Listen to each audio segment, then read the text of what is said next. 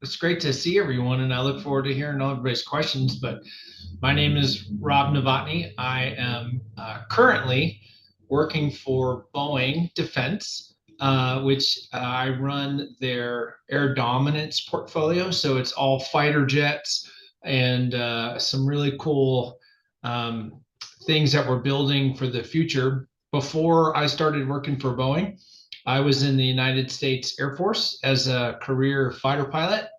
I wound up serving almost 29 years in the Air Force, and I flew almost every plane we had in the Air Force, but mostly I flew F-15s. You can see my helmet here in the background is one of them. And then when in my last job here in Las Vegas, I was the base commander, and one of the units that worked for me were the Air Force Thunderbirds. And you can see that helmet right here. And so I flew with the Thunderbirds quite a bit as well. So career Air Force fighter pilot, and now I get to travel the world and sell fighter jets. And I just got home from Singapore and Jakarta, Indonesia, about 4 days ago, so I'm a little sleepy. Well, thank you for joining us. Do you mind if we jump right into some student questions? Let's do it. Okay, one of the kids they want to know what is the fastest you have ever flown? The fastest I've ever flown is, I'll tell you in Mach, and then we'll kind of go backwards. So I think I was Mach 1.6. It was on a combat mission, and so we were chasing some people down. 1.6 Mach is 1.6 times the speed of sound. And generally speaking, I think that day was about 1,100 miles per hour. So probably around, help me out on the math. I know somebody's really good on the math. So probably around 2,500 kilometers per hour. That's I incredible. was up high too. I was very high. I was 53,000 feet. And the airplane, well, if it's okay, let me grab one. I gotta grab an airplane off script. It's gonna come over here. And the airplane is really built to go fast, and it loves to go fast. It's got two engines in the back, and then it's just got one pilot in the front, and then it carries. There's not a lot of weapons on here, and some of these have fallen off, but it enjoys to go fast and high. Do you get dizzy when you get that fast and high?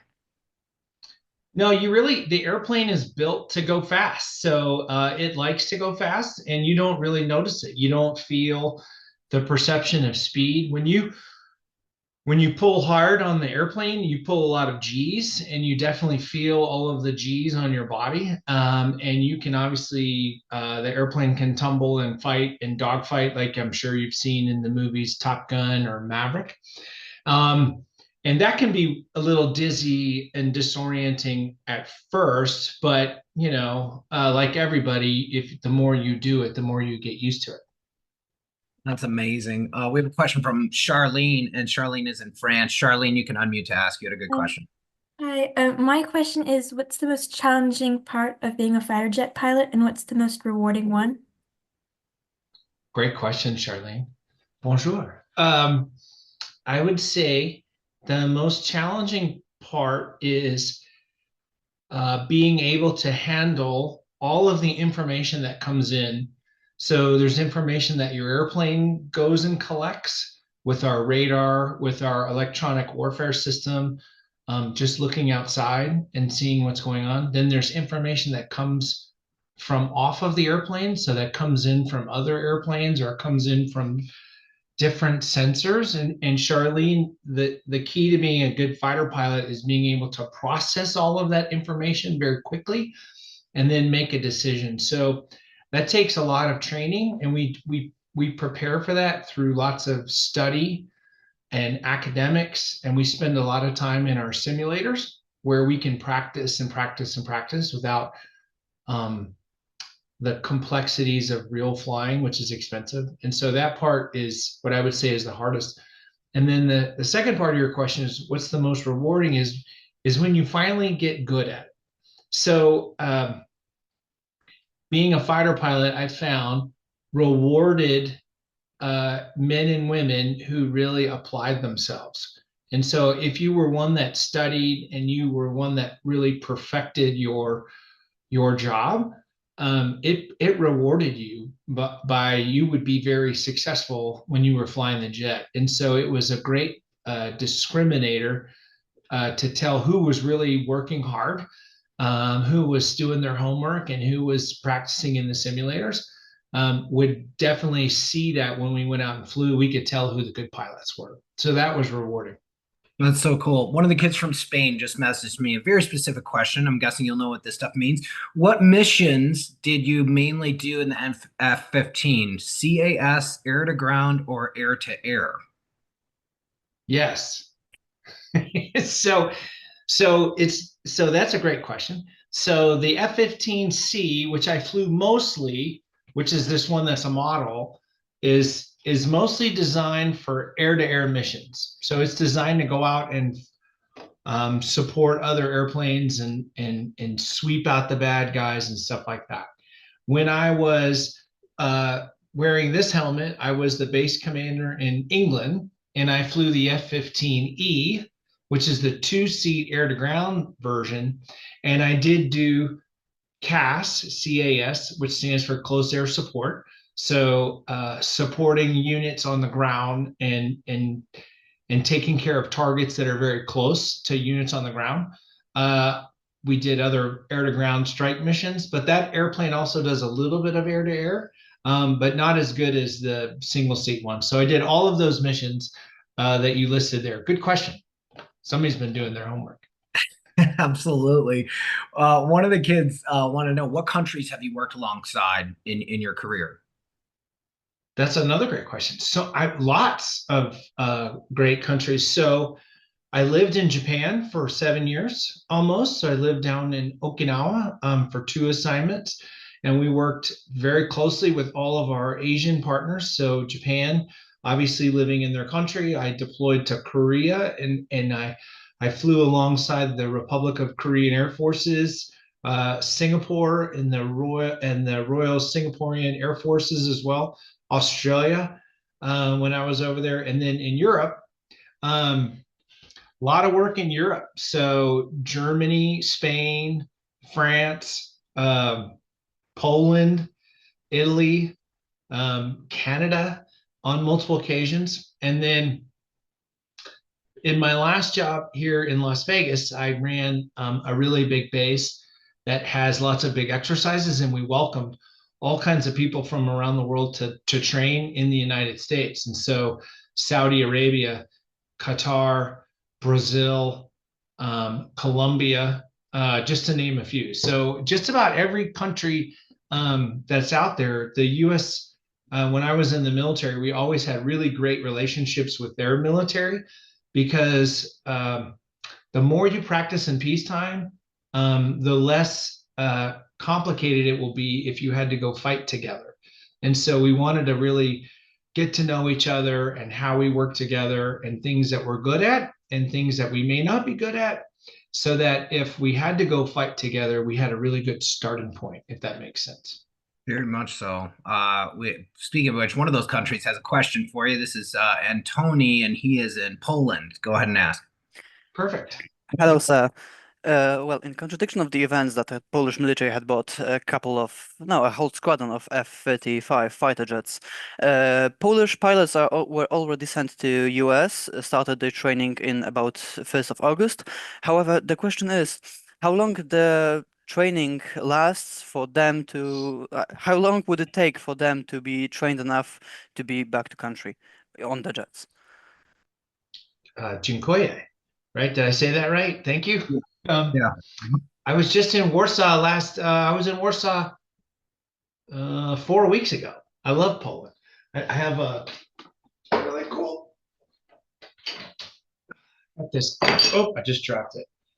So I was visiting my friends in the embassy, and they gave me that really cool coin from the Warsaw, from the U.S. Embassy in Warsaw. So yes, the Poland just bought 32 F-35s, which I think is a great airplane for Poland. and they're doing their training in Fort Smith, Arkansas. Just like you said, over the summer they started. And so I think it'll take them about 6 months, generally for each pilot, to get trained in their F-35s and then come home. I spend a lot of time in Poland because they've expressed an interest in F-15s as well. This one that I'm wearing here, it's kind of like this one, but it's the newer version. And I was just meeting with the Minister of Defense and Minister Beta, who runs the some of the armament stuff, but you don't care about that. And we think that the F-15 would be an interesting airplane because they could do their training in Poland versus say an F-35 training where you would go to the United States. So I think about 6 months. Wow, I would think a lot longer, but yeah. Well, when you finish, you're at the most basic qualification level. You know, you're safe to operate the airplane. It takes years to get good. So that's just the first step in their journey. Okay, and one of the kids in the States, they want to know what's just the most exciting experience that you've gone through in your career. Mm, that's a great question.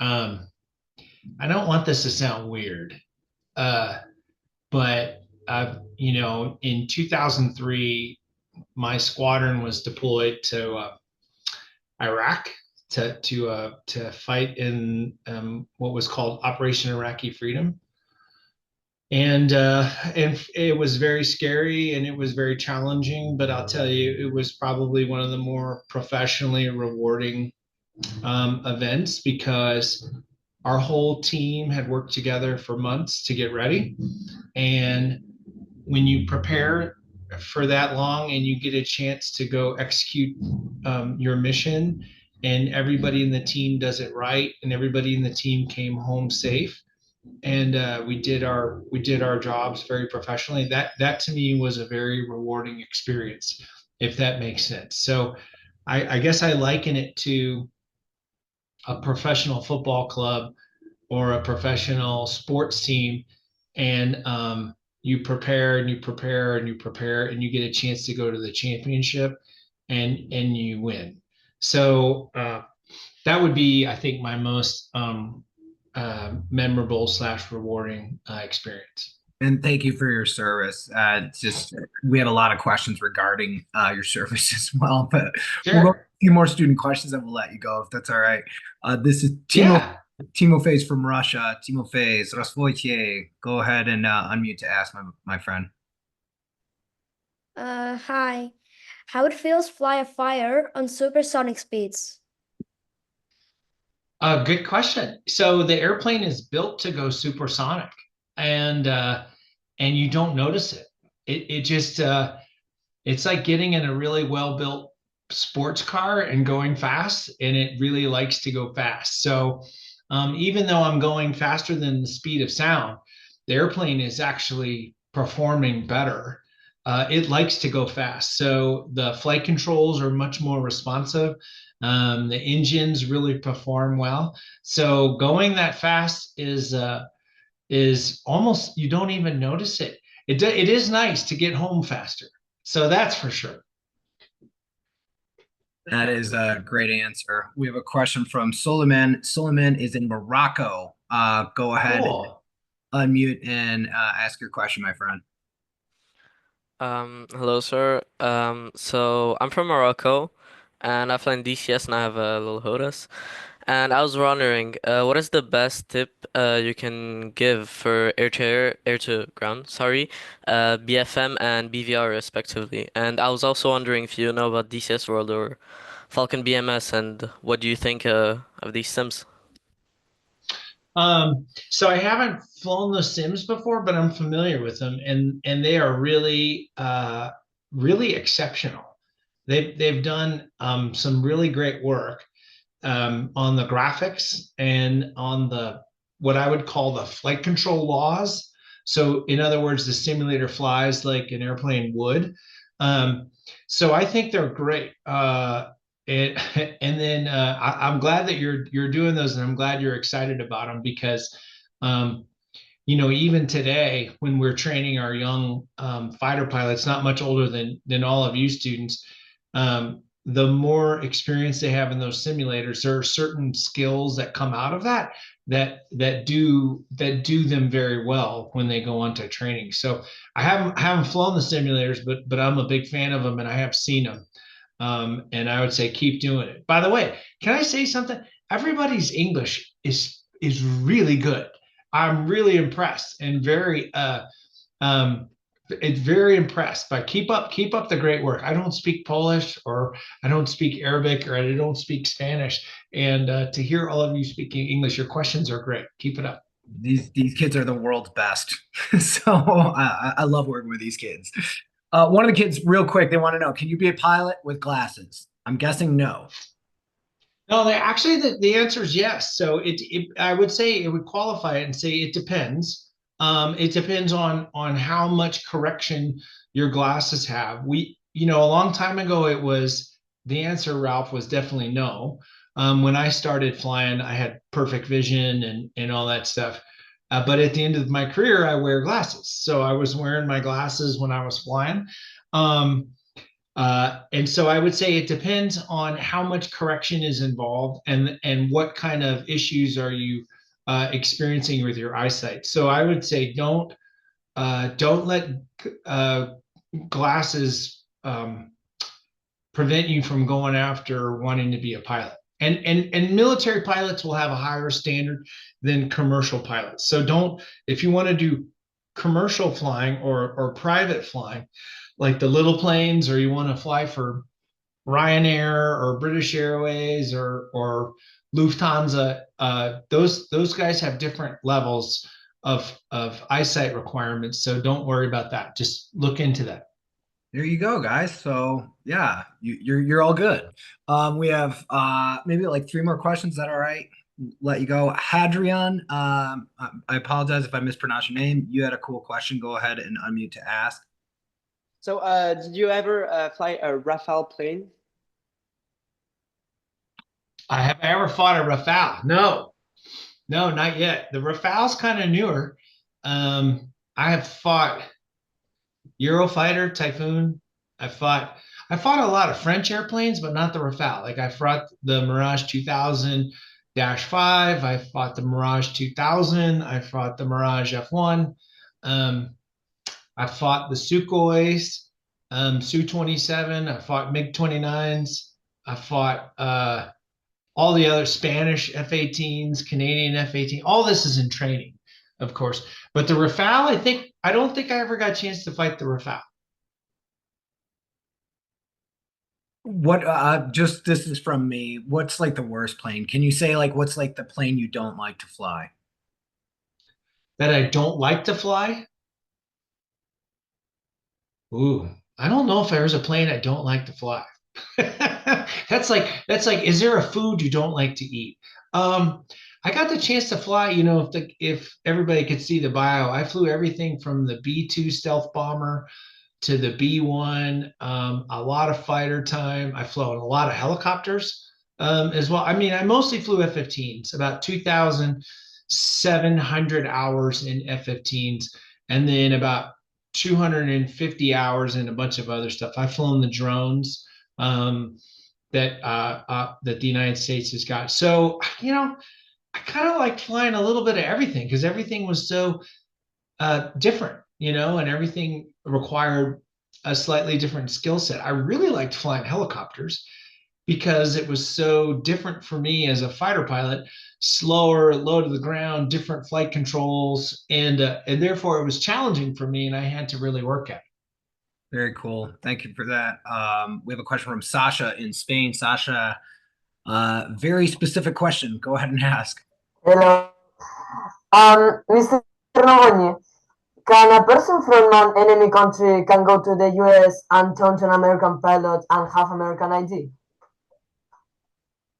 I mean, Ralph, help me out. Okay, so he wants to know, Sasha, if someone's originally from an enemy country, an enemy combatant, can they go to America and become an American pilot and become an American citizen?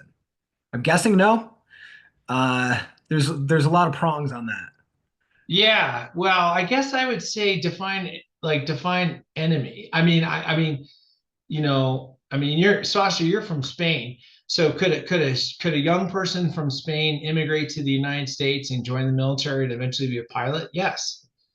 So come over to the United States, get your immigration and get your citizenship, and then apply to be in the military. We have lots of uh, I have lots of friends that are not necessarily born in the United States, but maybe came over very young and then became American citizens and joined the military. A lot of those folks are from Central and South America mostly, where I've got friends that have done that. I'm trying to think through. I've got some friends from Taiwan that came over and became American citizens. I went to college at the U.S. Air Force Academy. One of my great friends was from Zimbabwe and wound up going back to Zimbabwe, but has come over and done a lot of work in the military. So I think, without a doubt, there's certain countries that it'll be harder given the international relations.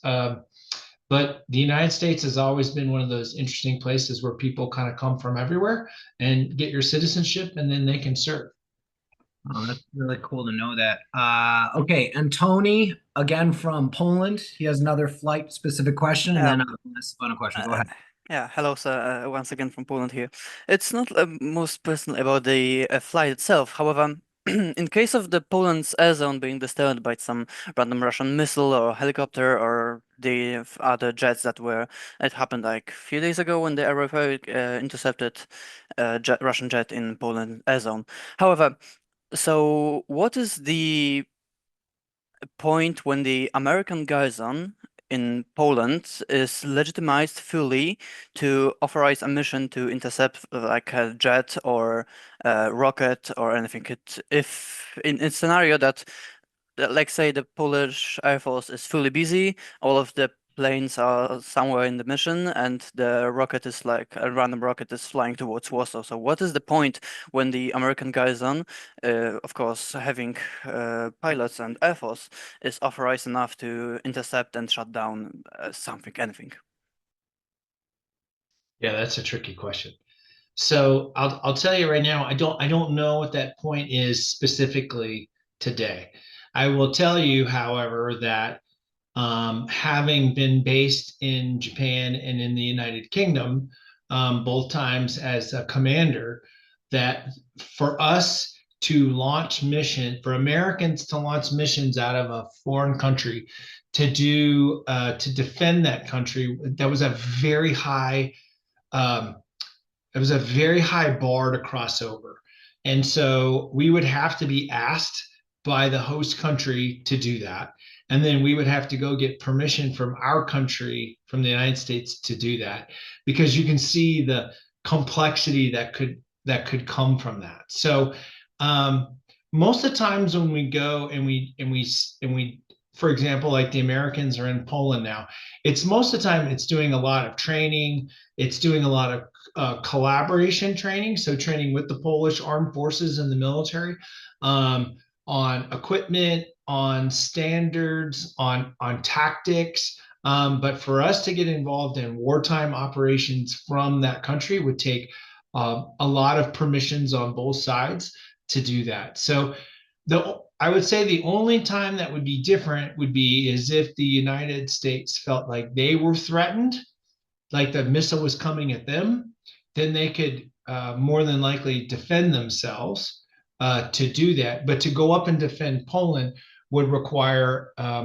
quite a bit of coordination. Some of that has been done in advance. I'll give you an example. I was in Japan, and we knew there were quite a bit of bombers that were being flown by the island by a bunch of countries in the region that were not friendly to Japan.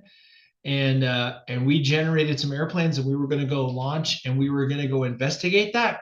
And we were told absolutely not, because the Japanese were going to do that first, which we knew that.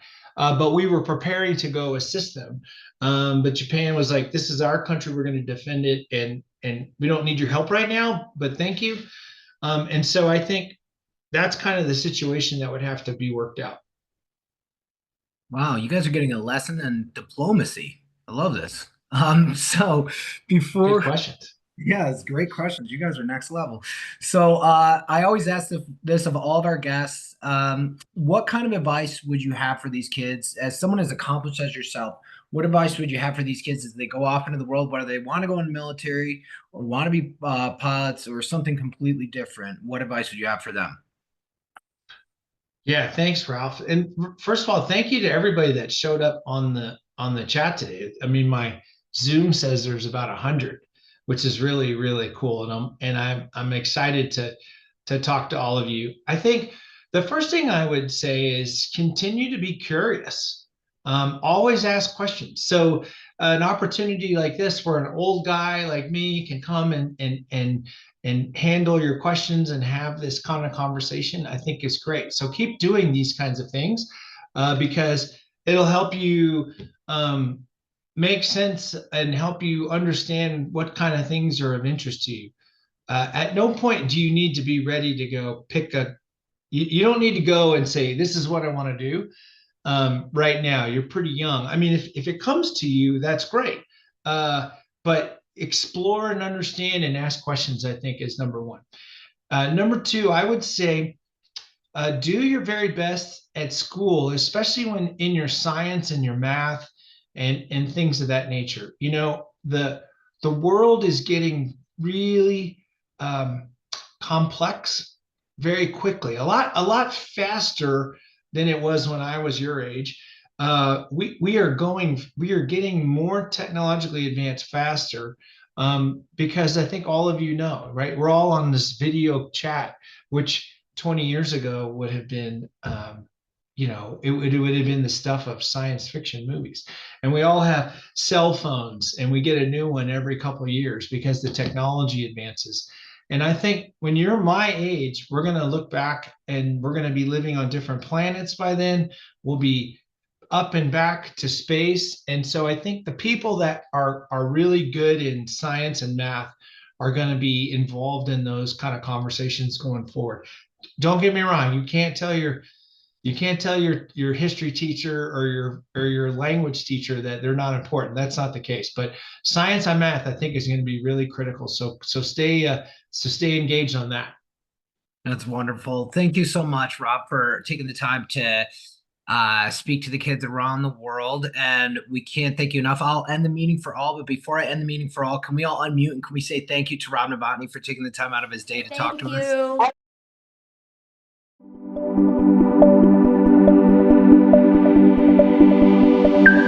you.